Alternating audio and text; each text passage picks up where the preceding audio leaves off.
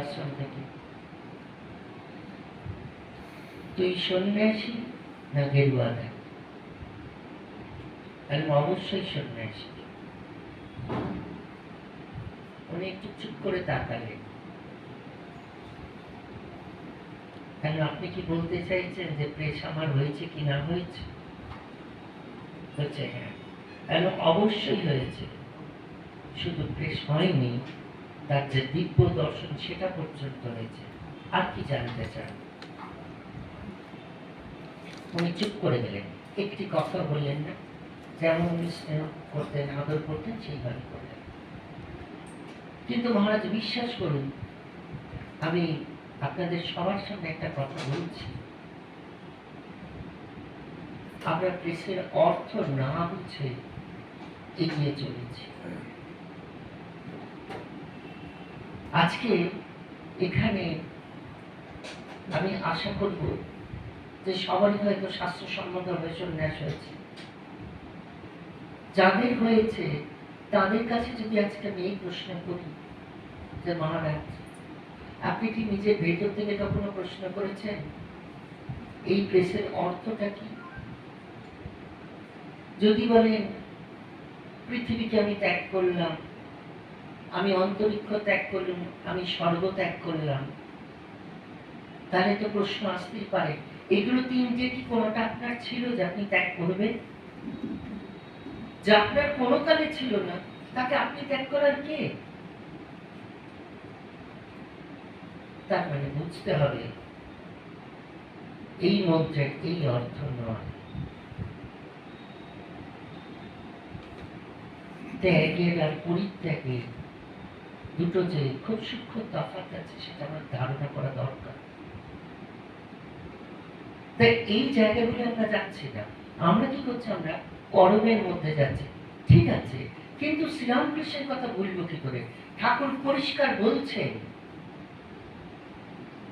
ঠাকুর সাধুদের উদ্দেশ্যে বলছেন, আগে জোশ করে ভগবান লাভ করো, তারপরে যা হয় কর্ম। গৃহস্থের উদ্দেশ্যে বলছে, আগে কালী দর্শন করো যতবার, তারপরে দান ধ্যান করো। শম্ভু মল্লিককে বলছেন, হাতের সামনে যে কাজগুলো আসবে করে দেবে। ভগবান দর্শন সাক্ষাৎ হলে তুমি কি বলবে যে আমি একটা পুষ্করিণী করতে পারি, একটা স্কুল কলেজ ডিসপেন্সারি করতে পারি না? তার পাদ পথে ভক্তি চাই। এই যে জায়গাটা, তার মানে ঠাকুর আমাদের সৎকর্মের নির্দেশ দিলেও সেই সৎকর্মের ভাবধারা এবং তার প্রথম থেকে শেষ দিগদর্শন নিজে দিচ্ছে। আজকের দিনে মহারাজ, আমি যে প্রস্তাবটা রাখতে চলেছি সেটা হচ্ছে এই যে আপনাদের মধ্যে এতজন সন্ন্যাসী ব্রহ্মচারী আছেন, আমাদের এখন দরকার একটা সেন্ট্রাল ব্যুরো রেডি করা। সেই সেন্ট্রাল ব্যুরোর কাজ হোক,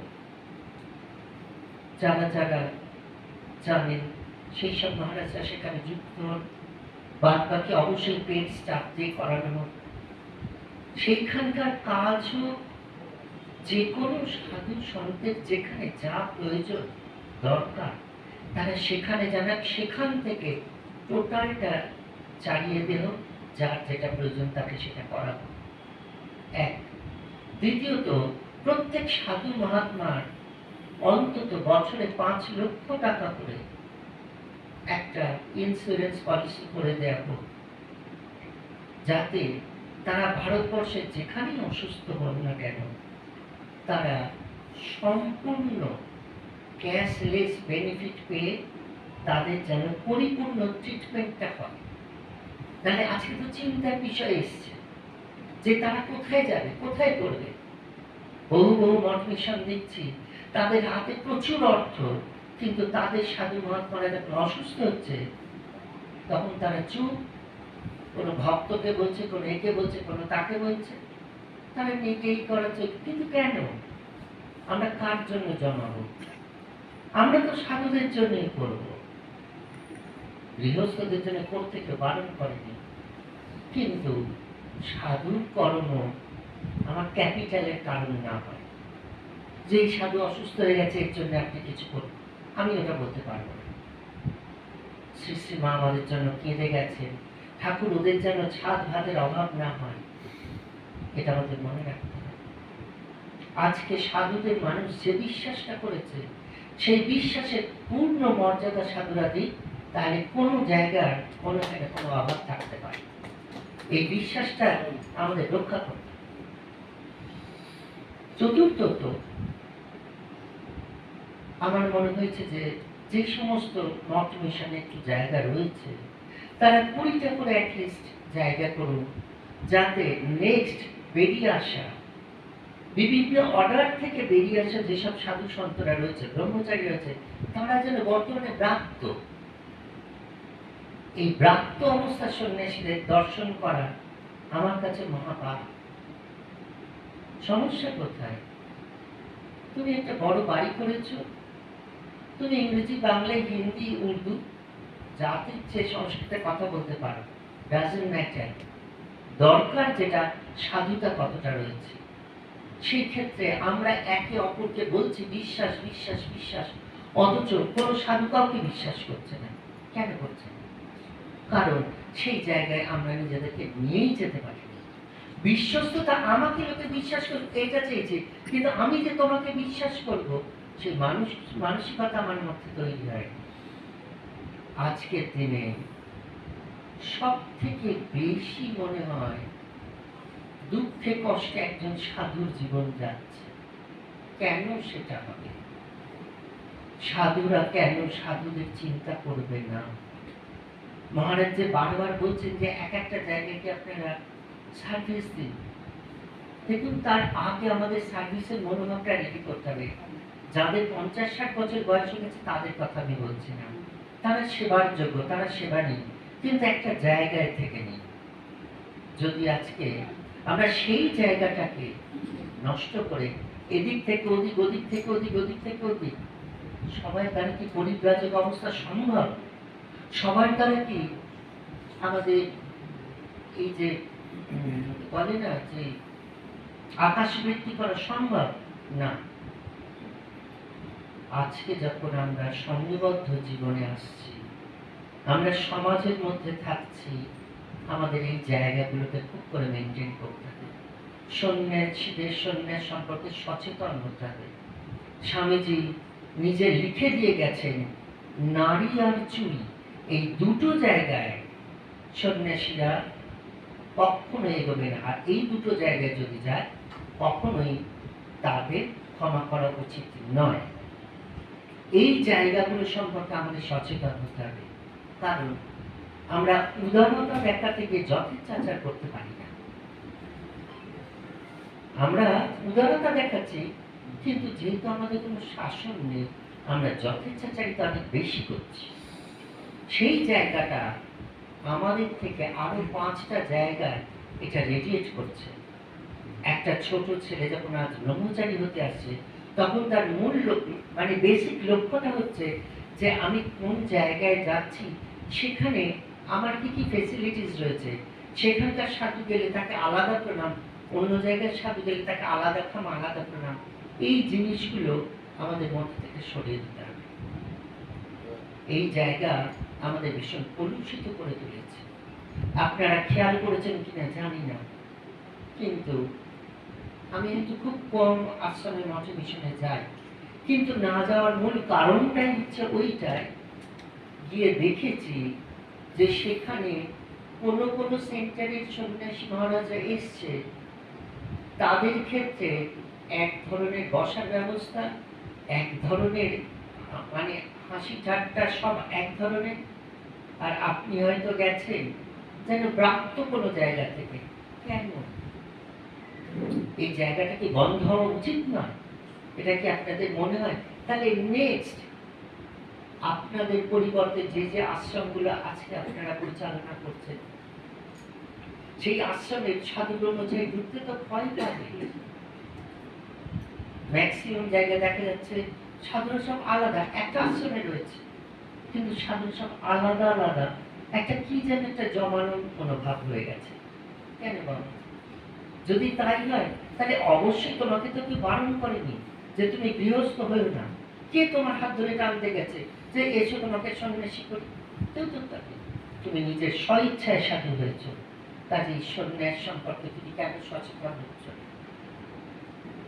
এবারে হচ্ছে আশ্রমগুলোর কথা। আশ্রমগুলোর দায়িত্ব নিতে হবে। আমি মহারাজের কাছে প্রার্থনা করছিলাম, মহারাজ এই যে এত এত সাধু মহাত্মারা রাস্তায় রাস্তায় ঘুরে বেড়াচ্ছে, এত বয়স হয়েছে, এদের দেখার কেউ নেই, এদের একটা ট্রিটমেন্টের ব্যবস্থা হোক, এদের একটা প্রপার থাকার ব্যবস্থা হোক। মহারাজ আমাকে বললেন যে মহারাজ আপনার চিন্তাধারা সুন্দর, কিন্তু এক জায়গায় আপনার কি মনে হয় কোনো সাধু থাকতে পারবে?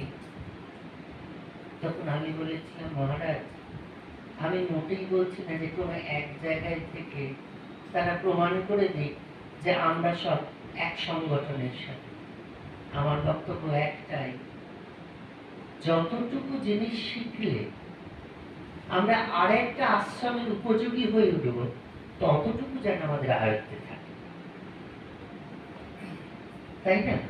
শুধু তো ভান্ডার আমাদের জীবনের লক্ষ্য নয়, তাই না? শুধু ভান্ডার আমাদের জীবনের লক্ষ্য নয়। আর একটা কথা কি জানেন, আমরা না কেন আটকে পড়েছি। কোন দিকে আটকে পড়েছি? আপনারা যদি পৃথিবীর দিকে তাকান, তাহলে পৃথিবীতে দেখবেন বিজ্ঞান যেহেতু উন্নত হয়েছে, বিজ্ঞানের বহিঃপ্রকাশ করার জন্য টেকনোলজি তার থেকে অনেক বেশি উন্নত হয়েছে। যদি আমরা সন্ন্যাস ধর্মের, আধ্যাত্মিক ধর্মের দিকে তাকিয়ে দেখি, দেখবো আমরা কেমন যেন কোথাটা আটকে গেছি। কেমন আটকে গেছি বলছি, ধরো তুমি একজন সন্ন্যাসী, তোমার একটা ভালো সাবান মাখার নাকি অধিকার নেই। একটা ভালো সাবান মাখলে 500 বছর আগেকার কথা টেনে এনে ভালো হচ্ছে কই এরকম তো কেউ করতো না, প্রয়োজন পড়েনি তাই করতো। আজকে প্রয়োজন আছে, আজ প্রয়োজন আছে, তোমায় করতে হবে। শ্রীরামকৃষ্ণ এটাকে কিভাবে রিকগনাইজ করেছিলেন? ঠাকুর নিরঞ্জন মহারাজ সম্পর্কে বলছে মহাশয় ও তো চাকরি করে, বলছে হ্যাঁ তো ওর মায়ের জন্য করে, ওতে কোনো দোষ নেই। কোন জায়গায় মায়ের স্থান দিয়েছেন? আজকে জানেন কোথায় আমার বেশি কষ্ট?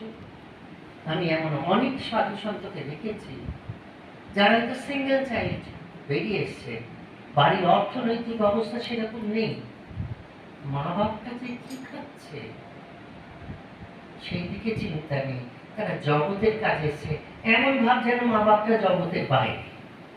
কেন রে বাবা, তুমি যে আশ্রমে রয়েছো তুমি তো সেখানে ভালো মন্দ দুটো খেতেই পাচ্ছ, দাও না সেখান থেকে কিছু পাঠিয়ে। সেই আশ্রমে এটা কি দায়িত্বের মধ্যে পড়বে না? হ্যাঁ, আজকে তো পাড়ার লোক যদি কিছু হয় সঙ্গে সঙ্গে সাধুরা গিয়ে দাঁড়িয়ে গিয়ে কাঁধে করে অ্যাম্বুলেন্স নিয়ে দৌড়ালো, সবাই পিঠ চাপড়ে বললো এইসব মহারাজ আছে বলে সমাজ চলে।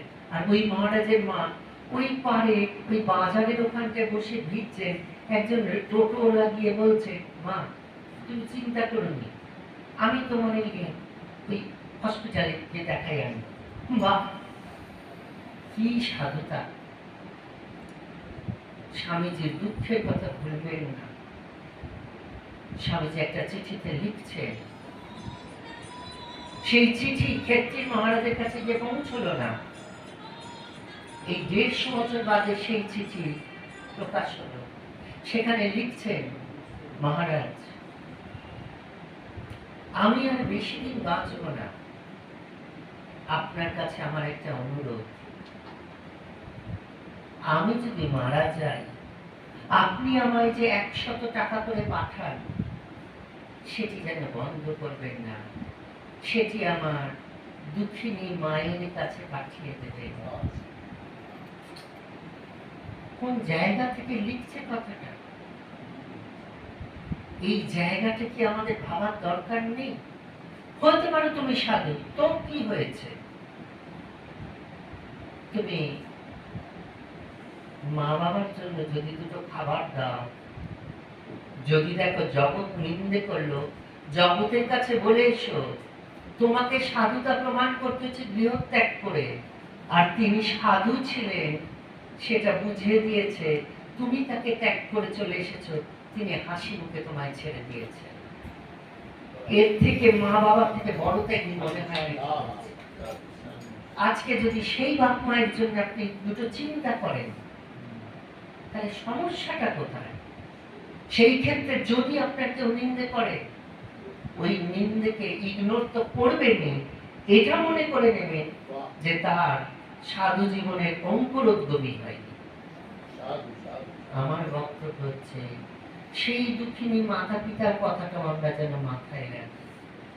আমাদের আশ্রমে, এই আশ্রমে এটা একদম মেমোরেন্ডামে লিখিত যে যে মুহূর্তে কোনো সাধু সন্ত আসবে, সেই মুহূর্তে তার যাবতীয় সমস্ত লেখা হবে, তাদের বাবা মায়ের সমস্ত দায়িত্ব আশ্রমের উপরে থাকবে। যতদিন তারা সুস্থ থেকে নিজেরা নিজেদের পরিচালনা করতে পারবেন করবেন, যদি না পারে আশ্রম তাদের ভার নেবে। তাই এটা তাদের প্রাপ্য। এটা আমরা দয়া করছি না।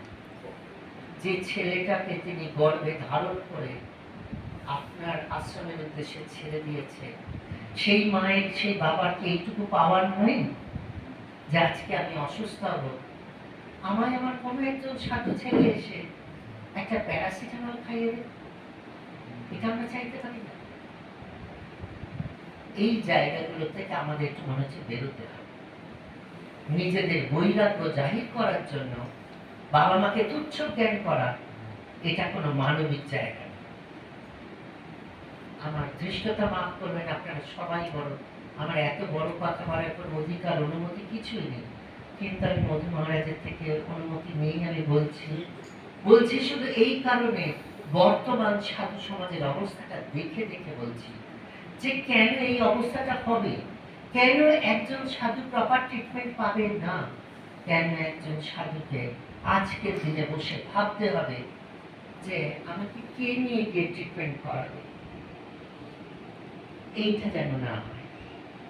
তাই আমাদের একটা, এই যে সংঘের মূল বার্তাটা কিন্তু অন্য। ভগবান শ্রীকৃষ্ণ গীতায় বলছে, শীতোষ্ণ সুখ দুঃখে সঙ্গ বিবর্জিত। শীত গ্রীষ্ম সুখ দুঃখ সমান, কিন্তু সঙ্গ বিবর্জিত। এটা কখনো হয়? শীত আর উষ্ণ দুটো সমান হয়? কখনো সুখ দুঃখ সমান হয় না। কিন্তু ওই শেষ কথাটা বড় প্রয়োজনীয়, সঙ্গ বিবর্জিত। সঙ্গ বিবর্জিত মানে তার প্রভাবটা যেন না পড়ে, যেন তুমি এটা বুঝতে শেখো। শীতের সময় ঠান্ডা লাগবে, গরমের সময় গরমই হবে, সুখের সময় সুখী হবে, দুঃখের সময় কাঁদতে হবে, কিন্তু প্রভাবটা যেন না পড়ে যে আমি শীতকালে এলাম আর ভাবছি গরমকালটাই ভালো, গরমকালে গিয়ে ভাবছি শীতটাই ভালো, সুখের সময় ভাবছি যে ব্যস্ত আছি, কিন্তু দুঃখের সময় মনে করছি কোনো তো অপরাধ করিনি। কে এই কথাগুলো বলে যে অপরাধের জন্য দুঃখ পেতে হয়? সমাজ, পরিবেশ, পরিস্থিতি, আমাদের চিন্তাধারা সবই আমাদের সুখ দুঃখ উভয়েরই কারণ। তার সঙ্গটা যদি আমরা করে নিই, সঙ্গ বলতে ওই যে প্রভাব, দেখবেন আমরা বলি না যে ওর সঙ্গে মিশে আমার ছেলেটা খারাপ হয়ে গেল, অর্থাৎ ওর প্রভাবটা ওর মধ্যে পড়েছে, তাই কি না? এই জায়গাগুলো আমাদের প্রবেশ করা মনে হচ্ছে দরকার আস্তে আস্তে। তাহলে যেটা হবে, আমাদের সাধু সন্ত মহাত্মারা আর রাস্তায় রাস্তায় ঘুরে বেড়াতে হবে না বয়সকালে। তারা একটা জায়গায় গিয়ে তার কার্ডটা দেখে শুধু একটা কথা বলুন যে আমি এবারে আমার এই অবস্থা, আমায় কোনো সংগঠনে সঙ্গে সঙ্গে তো তাকে নেবে। কাজে সেন্ট্রাল ব্যুরোর কাজ সেটা হবে যে ঠিক করে দেবে যে কোথায় কি হবে, কোথায় কি হবে।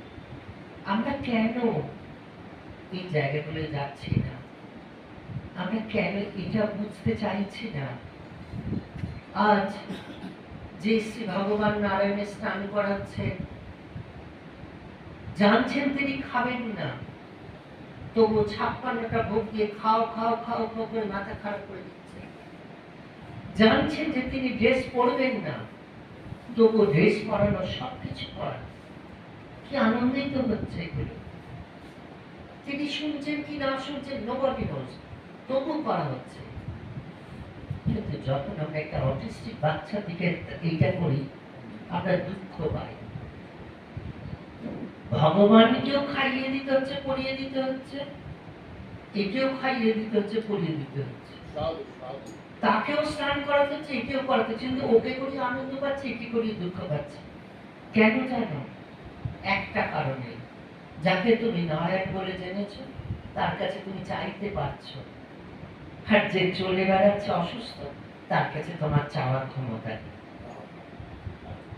শুধু না চাওয়ার জন্য আজ সে আমাদের কাছে কত অবহেলিত, আর চাইতে পারার জন্য তিনি পূজ্য। এই জায়গাটাকে আমাদের মার্চ করিয়ে দেওয়া উচিত, তাই না? মানে ওই জন্যই বলছি যে আমাদের সাধু জীবনটা একটা সুন্দর সুন্দর প্রবাহে যাক না। সেই জায়গাগুলোকে আমরা একদিক থেকে দেখি। বিশ্বাস করুন, এই শরীরটার কাছে কতজন এসে কত কিছু বলে, তো তা ইনি বলেন যে দেখো, তোমরা তো শুধু একদিক শুনে অভ্যস্ত, তোমরা শুধু বলছো জলের অপর নাম জীবন, আর ইনি বলছে তাহলে জলে পড়লে লোক মরে কেন? তার মানে যদি জলের অপর নাম জীবন হয়, জলের আরেক নাম মরণ, সেটা আমাদের জানা। সাতটার একটা নাম যদি মুক্তি হয়ে থাকে, অবশ্যই আরেকটা নাম যুক্তি। আমরা যুক্তিটাকে আমরা সরিয়ে দিয়ে মুক্তির দিকে দৌড়াচ্ছি, তাই না? সবসময় বলে তুমি তো নদীতে পড়েছো, সাগরে যাবে, কিন্তু বিশ্বাস করুন, আমি চোখে নদীর ধারে দাঁড়িয়ে দেখেছি যেগুলো নদীতে পড়ে সেগুলো সাগরে যায় না, সেগুলো নয় এপারে নয় ওপারে গিয়ে হাজির হয়। সাগরে কোথায় যাচ্ছে? যাচ্ছে শুধু জল। কিন্তু সাগরের মহত্বটা কি? যতক্ষণ বৃষ্টিটা বিন্দু হয়ে ঝরছে, ততক্ষণ বিন্দু। সাগরে করলে মুহূর্তের মধ্যে সাগর হয়ে গেল, সেটা সাগর করতে পারে, সেটা সাগর। কিন্তু বৃষ্টির মতো ঝরে তার থেকে পড়তে পারে, যতক্ষণ না পড়ছেন ততক্ষণ বিন্দু, ঝরে পড়লে তো সাগর। তাই এক মুহূর্তে যে সাগর একটা বিন্দুকে সাগরে পরিণত করতে পারে, তাহলে শ্রীরামকৃষ্ণের এই ভাবধারা বা যে কোনো ভাবধারা, যিনি যে ভাবধারাতে চলে অভ্যস্ত, সেই ভাবধারা তো অবশ্যই তাকে বিন্দু থেকে সিন্ধুর পরিচয় দিতেই পারে, তাই না? সেই জায়গাটা আমরা কেন ভুলে যাচ্ছি? ওই জন্য আমি মহারাজের কাছে খুব আবেগ আশা নিয়ে দৌড়ে গেছিলাম। মহারাজ, আমি তো এত সাধু সন্ত মহাত্মাকে দেখিনি, জানিও না, চিনিও না। কয়েকবার হয়তো আমি ওই কুম্ভ মেলায় গিয়েছিলাম স্নান করতে না, সাধু দর্শন করতে। সেখানে মন থেকে আমাকে প্রশ্ন করেছিল, আপনি জানেন এটা কি যোগ? না, বলছে এই যোগটা 300 বছর বাদে এসেছে। এই যোগে স্নান করলে কি হয় জানে? না, বলছে এই যোগে স্নান করলে মোক্ষ পর্যন্ত হতে পারে। সে তো বুঝলাম। আসলে কি জানেন মহারাজ, আমি যা পেয়েছি তা হজমই করতে পারিনি। অধিক নিলে মিসইউজ হবে, মোক্ষ প্রাপ্ত হয়ে আমার হবেটা কি? যে জগতে ভগবান বারবার করে আসার সংকল্প করে, সেই জগৎ থেকে আমি মোক্ষ প্রাপ্ত যদি আমি তার সাথে মিশে যাব, আমার শুধু শুধু দেহ থেকে মুক্তি লাভ করা হবে, কেমন একটা দরকার। কারণ আমাদের মহারাজ আমাকে মন্ত্রস্বরূপ একটি চাবি দিয়েছিলেন। তার লক্ষ্য ছিল যে এই চাবিটা তুমি রোজ রোজ ঘোরাবে, একটা না একটা দিন মনের দরজাটা খুলে যাবে। তখন আগে দেখে নাও যে ওর ভেতরে কি আছে, তারপরে লোকের কাছে হাত দেবে। এত মুক্তি মুক্তি মুক্তি মুক্তি করে এত পাগলামো করার আছেটা কি? আমি ওখানে বললাম, মহারাজ মাফ করবে, আমি এই চোখ দিয়ে আমার গুরু মহারাজকে দর্শন করেছি, সচল ভগবত প্রতিভা। এই কান দিয়ে তার সে নক্ষত্রাত্ম মন্ত্র শ্রবণ করেছে, এই হৃদয় দিয়ে সেটাকে ধারণা করেছি, বুদ্ধি দিয়ে বিচার করেছি, মন দিয়ে চিন্তা করেছি।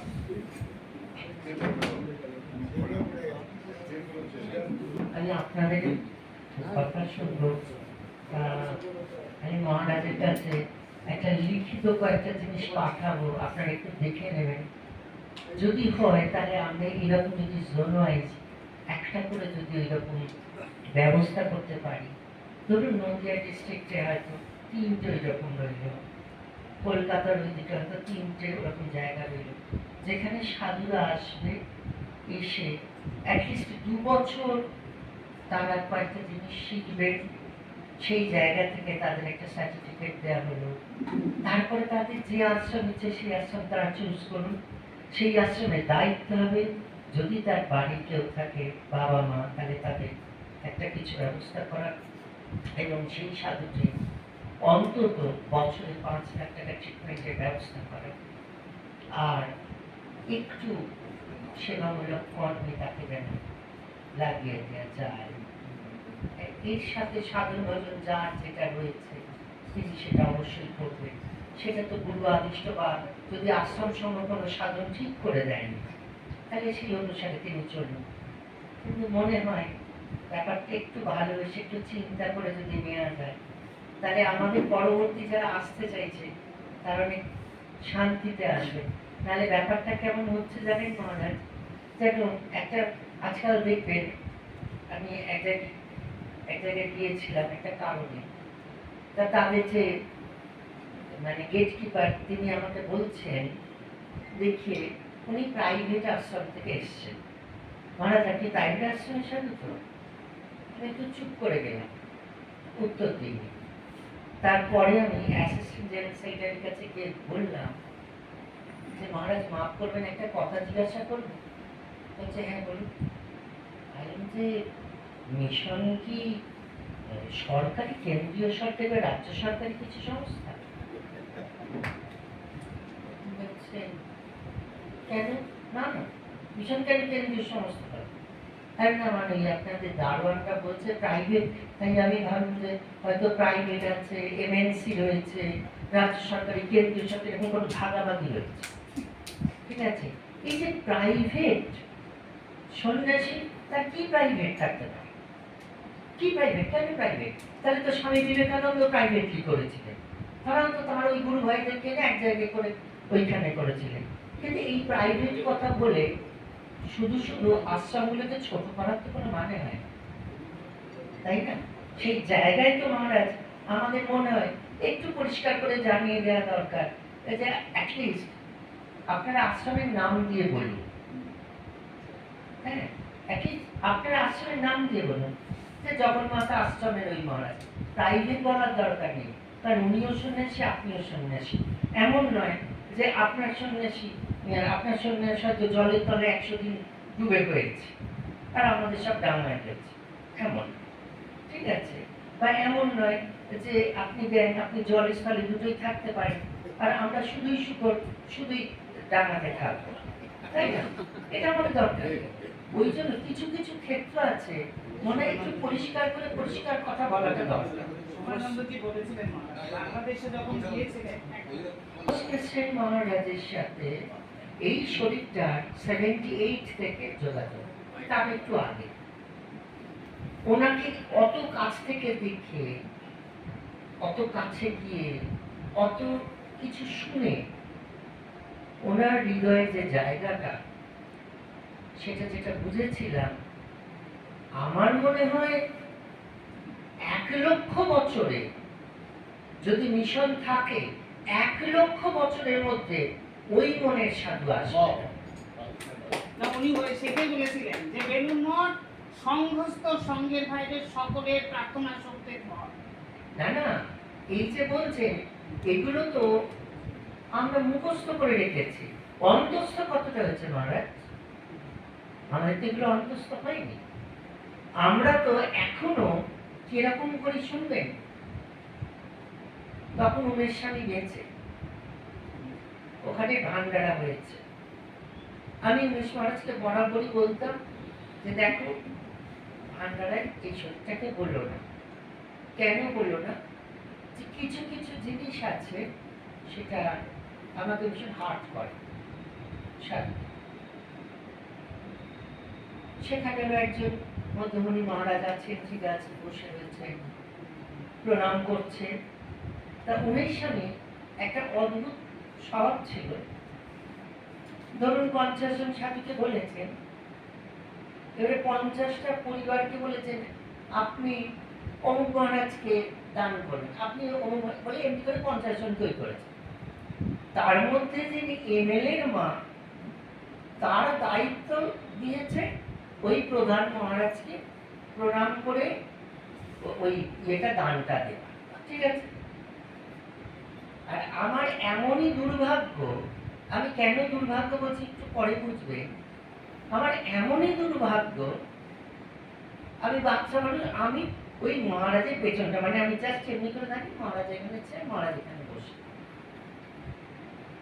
যখন ওই মা এলেন প্রণাম করতে, মহারাজ ভীষণই আপ্লুত। মা কেমন আছো মা? খুব ভালো, সব হলো। তারপরে দানটা দেওয়া হলো, সেটা উনি নিলেন। এইবারে যখন সেই বুড়ি মা একটা ছোট্ট ব্যাগ বের করেছে, এবারে সেখান থেকে তিনি প্রণামীটা বের করছে। বিশ্বাস করেন, তিনি 5 টাকার একটা কয়েন বের করলেন, ঠিক আছে। গলায় কিন্তু প্রায় 4 ছড়া সোনার হার। 5 টাকার একটা কয়েন বের করে উনি মহারাজের কাছে দিলেন। মহারাজ কি বললেন জানেন? এই উমেশানন্দ তুমি কোথায়? এই কাদেরকে আমার কাছে পাঠিয়েছো? বলে তখন তিনি বলছেন, বাবা একটু আশীর্বাদ তো। হ্যাঁ হয়েছে বলে মাথায় ধপধপ করে দিয়ে তিনি রীতি উঠেছে। আমি এই জন্য এই দুর্ভাগ্য বললাম, এটা আমি নিজের চোখে দেখেছি। এই জিনিসগুলো থেকে আমি বাবা ভীষণ আঘাত পাই। পরিষ্কার কথা, আপনি কিছু না দেবেন, না দিন, কিন্তু যদি দেন সেইভাবে দিন। আর একজন সন্ন্যাসী, আপনি আশীর্বাদ করার ক্ষমতা না রাখুন, কিন্তু তাচ্ছিল্য করবেন। এই জায়গাগুলো দেখে দেখে অভ্যস্ত। মহারাজ আপনারা এখনো রয়েছেন, আপনারা সবাই মিলে, সবাই আমার বয়োজ্যেষ্ঠ, সবাই মিলে এমন একটা আশ্রম সংঘ গঠন করুন যেখানে আমাদের এই নৈতিক শিক্ষাগুলো যেন খুব প্রপার হইতে চলে। ঠাকুর এই জিনিসের সমালোচনা করেছিলেন। যে শ্রীরামকৃষ্ণ সমালোচনা করতে বারণ করেছে, তিনি বলছেন আমি গঙ্গার পাড়ে দেখলাম কজন সাধু এসে বসেছে, কেমন যেন সেলাই করছে আর আলোচনা করছে কোন জায়গায় জিলেবি খাইয়েছিল আর কোন জায়গায় কি দিয়েছিল, হালুয়া কচুরি খাইছিল, এই সমস্ত। ঠাকুর কষ্টে আলোচনা করছে, তার মানে বোঝা যাচ্ছে আমরা যাকে আমাদের প্রভু বলে এগিয়ে যাচ্ছি, সেই প্রভুর মান মর্যাদা রক্ষা করতে আমরা মোটেই সক্ষম নই। তাই না? ওই জায়গাটায় মহারাজ আপনাদের সবার চরণে আমার বিনীত প্রার্থনা, যে যে যেখানে আছেন তিনি সেখান থেকে সেই জায়গাটাকে রেডি করুন। আর এই জিনিসগুলো করবার জন্য একটু সহযোগিতা করুন। আমরা সবাই সবার সাথে একটু সহযোগিতা করি, দেখবেন আজকে কোনো মঠে জয়েন করাটা যেন একটা অ্যাচিভমেন্ট হয়ে গিয়েছে। হ্যাঁ, জয়েন করাটা যেন একটা অ্যাচিভমেন্ট। কদিন আগে একজন এসেছিল ব্রহ্মচারী, এখন সে উত্তর ভারতে গিয়ে সেদিনকে ফোন করে আমায় বলছে, আসলে জানেন তো মহারাজ, যবে থেকে ওরা তাড়িয়ে দিয়েছে তবে থেকে আমার মাথার কাজ করছে না। মহারাজ আপনি আমায় কিছু বলুন। কেন, আমার কিছু বলার দরকার নেই তোমার, তুমি নিজেই বুঝতে পারছো কেন কাজ করছে। বলছে বুঝতে পারছি না। আর বুঝতে পারছো না, আসলে তুমি তো ভাই একটা স্ট্যাটাস থেকে দেখে তো ঢুকেছিলে, তুমি তো সন্ন্যাসীর জন্য যাও। এখন স্ট্যাটাস থেকে ঢুকতে গেছো একটা এমএনসি কোম্পানি, সে তোমার মতো লোক রাখবে কেন? তিনি আউটপুট দেখবেন তারা, তুমি পারোনি, তোমায় বের করে দিয়েছে। যদি তুমি ঠাকুরকে ভালোবেসে যেতে, তাহলে তোমার এটা মাথায় রাখার দরকার ছিল রাজা মহারাজের উক্তিটা। রাজা মহারাজ নিখিলানন্দজি মহারাজকে ছোট বয়সে কথাটা বলেছিলেন। বাবুরাম মহারাজ নিখিলানন্দজিকে বলছেন, তোর মা এসেছে, বাড়ির লোক ডাক ডেকে পাঠিয়েছে, আমি তাদের বলে দিচ্ছি হ্যাঁ তুই বাড়ি চলে যাবি, অতএব তুই যা। নিখিলানন্দজি বলছে, না মহারাজ আমাকে পাঠাবেন, আমি যাব না। বলছে ও হে শোনো, যদি আমার কথা না শোনো বেলুড় মঠে তোমার স্থান হবে না। উনি সোজা রাজা মহারাজকে যে কথাটা বললেন, যে কি করি, বাবুরাম মহারাজ আমাকে পাঠিয়ে দিচ্ছেন। মহারাজ বললেন না, আমি বলছি তুই যাবি। বলছে তাহলে বাবুরাম মহারাজ বলছেন আমার নাকি বেলুড় মঠে স্থান হবে না। হোক, বেলুড় মঠে কি একটা সাধু থাকে? পরিষ্কার কথা, পরিষ্কার কথা পরিষ্কার করে বলতে শিখেছে। এটা রাজা মহারাজের কথা, ফার্স্ট প্রেসিডেন্টের কথা, যাকে স্বামীজি প্রণাম করে সমস্ত তুলে দিয়ে গেছেন, যাকে রেকগনাইজ করে গেছেন শ্রীরামকৃষ্ণ নিজে, রাখাল একটা রাজ্য চালাতে পারে। স্বামীজি যখন তুলে দিচ্ছেন সব, বলছেন কি ভাই তুমি এত কষ্ট করে করে আমায় দিচ্ছ? বলছে ভুলে যেও না ঠাকুরের কথা, ঠাকুর বলেছিলেন তুমি একটা রাজ্য চালাতে পারে, অতএব তুমি এখানকার প্রথম প্রেসিডেন্ট। আমরা যেন তাদের পদাঙ্ক অনুসরণ করি, আমরা কখনোই সকল কিছু শব্দের মধ্যে হারিয়ে গিয়ে আমরা যেন আমাদের সাধু জীবনটাকে তিক্ত না করে দিই। এটা ভীষণ দরকার। হ্যাঁ, ওই আমার প্রেমানন্দ স্বামী, ও তো ভীষণ প্রেমিক সাধু, জানো, ওই যে ওখানে বসে সে আমাকে বলছে আপনি আমাকে আমাদের শাসন করুন। আরে মা কম, সাধুর ভয়েতে যদি সাধুদের চোখ এগোতে হয়, তাহলে সেই সাধু সন্ন্যাস জীবন বৃথা। সাধুর কথা শুনে যেন তাকে ভালোবেসে, তাই না? সাধু তো অভয়ের কারণ, আমার কথায় ভয় পেয়ে কেন এগোবে? আমি তো সেই জায়গাটার লোকই না। ভগবান আমাকে ভালোবেসেছে, আমি সেটা রেডিয়েট করব, তোমাকে ভালোবেসেছে তুমি সেটাকে রেডিয়েট করে দেবে। এই তো আমাদের দরকার। যদি একটু ভাবা যায়, একজন যদি একজনের কথা ভালো করে ভাবে, তাহলে দেখবে 50% আর 50% কথা ভাবে, তাহলে কিন্তু আর সমস্যা নাই। কিন্তু আমরা তো সেটা করি। তাই মহারাজের কাছে আমার অনুরোধ প্রার্থনা, আপনারা সবাই মিলে অন্তত সাধু রক্ষার একটা কমিটি গঠন করুন। সৎকর্মের কমিটির দরকার নেই, ঢের হয়েছে। আত্মাস্থানন্দজি বলেছিলেন, আত্মাস্থানন্দজি বলছেন পরিষ্কার, অনেক হয়েছে সৎকর্ম, ওই করতে গিয়ে তোমরা সব এইসব ভুলে গেছো, এবার আবার সাধু ভজনে মন দাও। ঠিক আছে, আমাদের ওইটা যেন একটু প্রয়োজন। আমার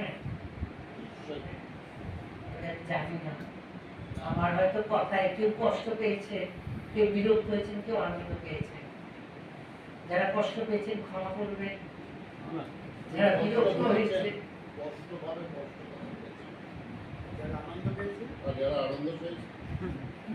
তারা তো আমাকে অনুগ্রহ করলেন। সাধু তো নির্লিপ্ত, হ্যাঁ সাধু তো নির্লিপ্ত।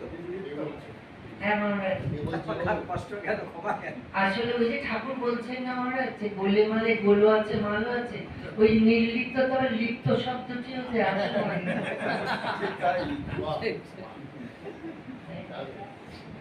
আমরা তো সবেতে এটাই ভাবি যে আমরা নির্লিপ্ত, কিন্তু কোথায় যেন আমরা এত অধিক লিপ্ত হ্যাঁ, যে কিছুতেই আর সেটা বের করতে পারি না। হ্যাঁ, ওই জায়গা থেকে আর বেরোতে পারি না।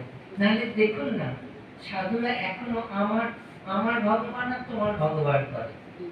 ও বলে আমার নাম কৃষ্ণ সম্পর্কে কিছু বললো না, এর স্থান নেই। ও বলে আমার কৃষ্ণ সম্পর্কে কিছু বললো না, তো নরকে যাবে। এখানে যদি বা যায় যে একটা সমস্যা কোথায়? সমস্যা কোথায়? ভাই, যে যাকে ভালোবাসো বাসো, কিন্তু হৃদয়টা যেন সবার জন্য থাকে, উন্মুক্ত আকাশ। তাই না? মহাপুরুষ মহারাজ বলছেন যে দেখো, ঝর্ণার জল দেখেছো, ওপর থেকে ঝরে পড়ে, বিচার থাকে না কোথায় পড়ছে। সাধু ভাব ঝরে পড়বে ঝর্ণার মতন, বিচার থাকবে না কার উপরে পড়ছে। তবে তো যেখানে পড়ছে সেটাও ভিজে যাবে, নাইবা সে ঝর্ণা হলো, ভিজে তো গেল। আর গুরুজনও তো বলেছেন আলোচনা জ্ঞান বাড়ে আর গুণাগুণী